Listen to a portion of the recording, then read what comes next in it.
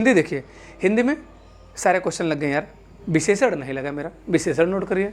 अव्यय नहीं लगा, अव्यय नोट करिए। नमस्कार, जय हिंद। कैसे हैं दोस्तों? आशा करते हैं बहुत अच्छे होंगे।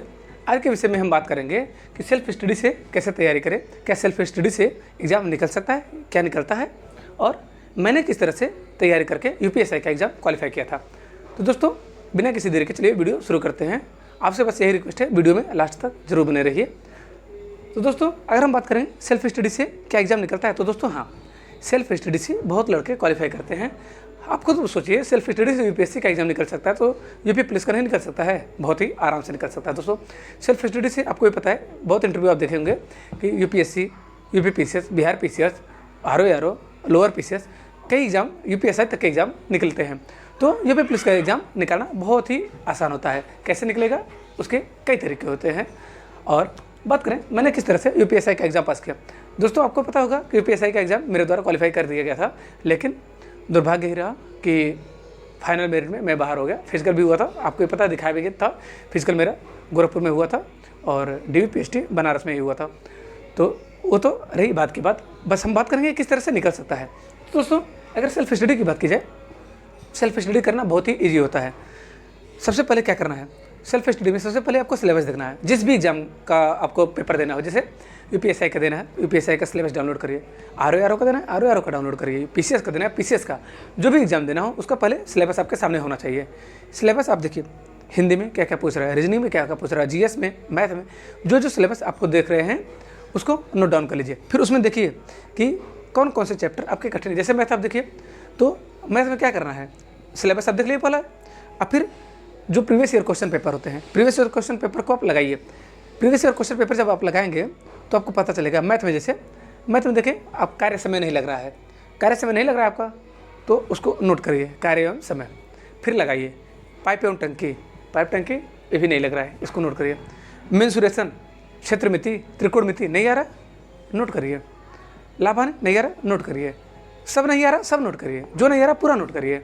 रीजनिंग में देखिए, रीजनिंग में क्या क्या लग रहा है आपका, अल्फाबेटिकल जो आ रहा है लग जा रहा है, ठीक है, कोई बात नहीं। कथन निष्कर्ष लग जा रहा है, कोई दिक्कत नहीं। न्याय निगमन नहीं लग रहा है, वैनारक नहीं लग रहा है, इसको नोट करिए। रक्त संबंध फंस रहा है क्वेश्चन, नोट करिए। उसके बाद पासा नहीं आ रहा है, नोट करिए। कैलेंडर घड़ी आता नहीं है, लेकिन फिर भी पढ़ना है आपको। मान लीजिए अगर कहीं आ गया तो उसको नोट करिए। तो जो क्वेश्चन है पहले उसको नोट करिए। फिर जीएस में देखिए, जीएस तो वैसे भी सागर है, जीएस में कोई पकड़ नहीं पाएगा कि कहाँ से आता है क्वेश्चन, लेकिन फिर भी आप जीएस में देखिए। अरे यार, इतिहास का तो मेरा क्वेश्चन 10 क्वेश्चन आया इतिहास में, 10 में 8 सही हो गए, ठीक है, बहुत अच्छा है। पॉलिटी देखिए, पॉलिटी में अगर 5 क्वेश्चन आ रहे हैं, 5 में 5 अगर सही हो गए कोई बात नहीं, चलेगा।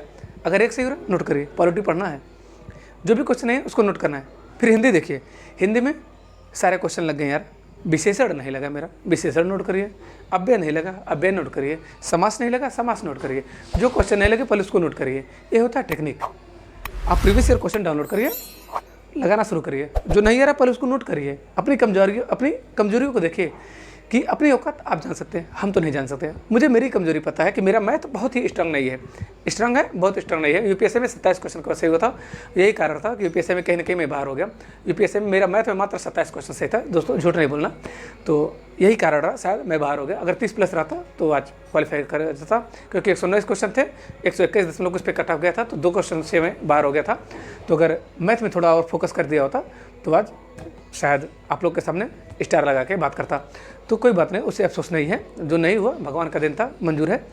तो वही बताया जा रहा है कि अपनी कमजोरियों को आप ही जान सकते हैं, कोई दूसरा नहीं। हम केवल आपको मोटिवेट कर सकते हैं, आपको प्रेरित कर सकते हैं कि आप वर्दी पाइए। एक बार सिपाही तो बनिए। आप सिपाही बनेंगे तो दरोगा, सीओ, कहीं भी आप जाइए, उससे ऊपर जाइए। आप सिपाही बनेंगे, ग्रुप सी के लेवल की जब नौकरी पाएंगे तो आपका दिमाग खुद आपको आगे बढ़ने के लिए प्रेरित करेगा। ग्रुप बी के लिए, ग्रुप ए के लिए प्रेरित करेगा। बहुत लड़के आते हैं, प्रयास करते हैं। कुछ लड़के हर साल सिलेक्ट हो जाते हैं, कहीं ना कहीं सिलेक्ट हो जाते हैं, लेकिन कुछ लड़के प्रयासरत रहते हैं, फिर भी कहीं सिलेक्ट नहीं हो पाते। लेकिन ये तो है नहीं, उनके पास ज्ञान नहीं है। ज्ञान बहुत रहता है दोस्तों, समय और भाग्य जो है सबको नहीं, सब एक साथ मिलता है। तो अब क्या करना है, सिलेबस भी देख लिए, पीवाईक्यू डाउनलोड कर लिए, उसको लगा भी लिए, तो अपनी कमजोरी पता कर लिए क्या क्या करना है। उसके बाद आप उसको पढ़िए, यूट्यूब से पढ़िए, किताब से पढ़िए, प्रैक्टिस सेट से पढ़िए, किसी भी तरह से आप पढ़िए। जो कमजोरियां हैं आपकी उसको आप देखिए, उसको आप पढ़िए। सेल्फ स्टडी करने का ही एकमात्र लक्ष्य है। आपके यूट्यूब पे बहुत टीचर मिल जाएंगे। आपको मान लीजिए विशेषण नहीं आ रहा तो डायरेक्ट डालिए विशेषण इन हिंदी, विशेषण हिंदी, विशेषण चैप्टर, ग्रामर, तो इस तरह से डालेंगे तो बहुत टीचर ऐसे मिलेंगे, बहुत ही टीचर हैं।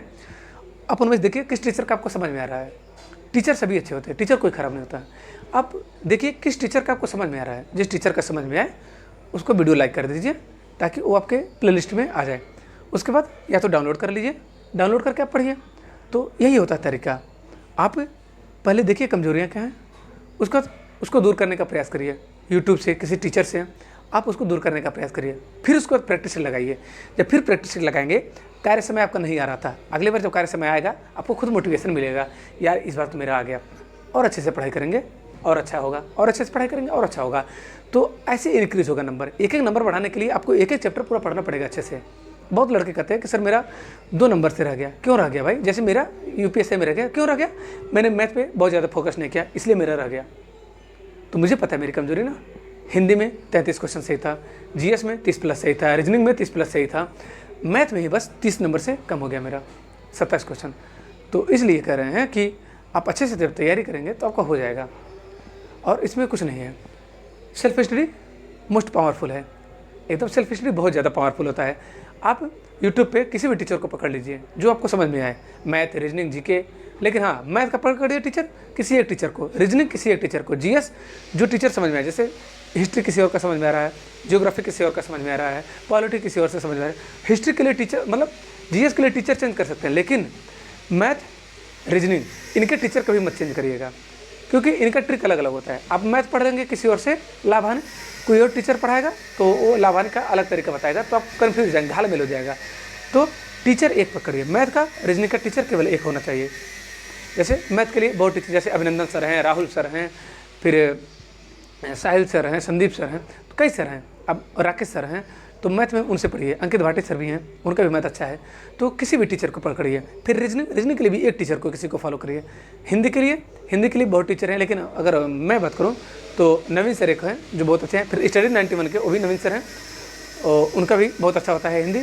तो 3-4 टीचर ऐसे हैं जिनसे आप हिंदी पढ़ के अच्छा नंबर ला सकते हैं। तो दोस्तों, सेल्फ स्टडी से अच्छी तैयारी करके अपना जर्नी स्टार्ट कर सकते हैं। मेरे साथ के कई लड़के थे, मैं खुद हूँ जो सेल्फ स्टडी से जॉब पाया, और ज़्यादा समय भी नहीं लगा।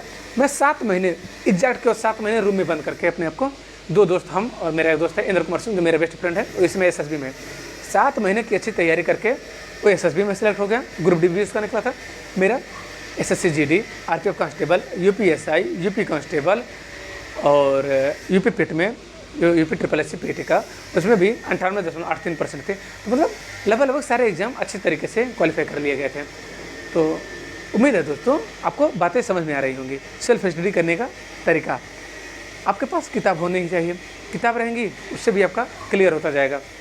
और मैंने किस तरह से यूपीएसआई का एग्जाम पास किया, तो दोस्तों यूपीएसआई का जब एग्जाम हुआ उसमें मैं ट्रेनिंग पे था, तो ट्रेनिंग कंप्लीट हो गई थी। ट्रेनिंग के बाद जब थाने पे आया तो थाने पे भी अपनी पढ़ाई मैं कंटिन्यू किया था। लेकिन यह है कि होता है ना कि लापरवाही थोड़ा सा होता है कि चलो नौकरी मिल गई, थोड़ा सा लापरवाही हो जाता है, अपने आप हो जाता है। तो उस समय वेब सीरीज़ देखना, मूवी देखना, ये सब चल रहा था। अचानक जब एग्ज़ाम आया तो एग्ज़ाम मेरा शुरू में पड़ गया था, बहुत ज़्यादा दिन नहीं, 2-3 दिन बाद ही एग्ज़ाम मेरा हो गया। तो उसमें पता भी नहीं चल पाया, जैसे गुणोत्तर श्रेणी, समांतर श्रेणी, मैं आज तक कभी पढ़ा ही नहीं। गुणोत्तर श्रेणी क्या होता है, समांतर श्रेणी कभी पढ़ा नहीं, अभी भी नहीं पढ़ा। तो क्वेश्चन 3 क्वेश्चन थे, 3 के तीनों मेरे छूट गए, गलत ही थे। तो अगर वो भी मैं जान गया रहता तो शायद क्वालिफाई कर गया रहता, लेकिन वो तो भाग्य की बात है। लेकिन हाँ, फिर भी निकला कैसे, तो मेरा जीके, हिंदी, रीजनिंग, इन तीनों पे अच्छी पकड़ थी, अच्छी पकड़ अभी भी है। तो दोस्तों ऐसे नहीं होता है। जीएस और रीजनिंग मैं लगातार केवल प्रैक्टिस कर रहा था, मतलब शुरू से लगातार प्रैक्टिस। जीएस मेरा बहुत अच्छा है, इसलिए उसको और अच्छा करने का प्रयास करता हूँ। जबकि बहुत लड़के होते हैं जिनका मैथ अच्छा था और मैथ में ही प्रयासरत रहते हैं। जैसे मेरा दोस्त है एक, उसका 40 में 39 मैथ सही हुआ था यूपीएसआई में, 40 में 39 मैथ। तो ऐसे ही वो खुद कहता है कि मेरे बाबू को मैथ थोड़ी ना है, प्रैक्टिस करने से ही होगा। तो दोस्तों आप निरंतर प्रयास करिए। सेल्फ स्टडी आप यूट्यूब का सहारा ले सकते हैं, बुक का सहारा ले सकते हैं। इससे करेंगे तो आसानी से आपका एग्ज़ाम क्वालिफाई कर लिए जाएंगे। दोस्तों उम्मीद है वीडियो अच्छा लगा होगा। वीडियो अच्छा लगे तो दोस्तों में शेयर जरूर करिए, जिससे मुझे भी मोटिवेशन मिलेगा। जय हिंद, जय भारत।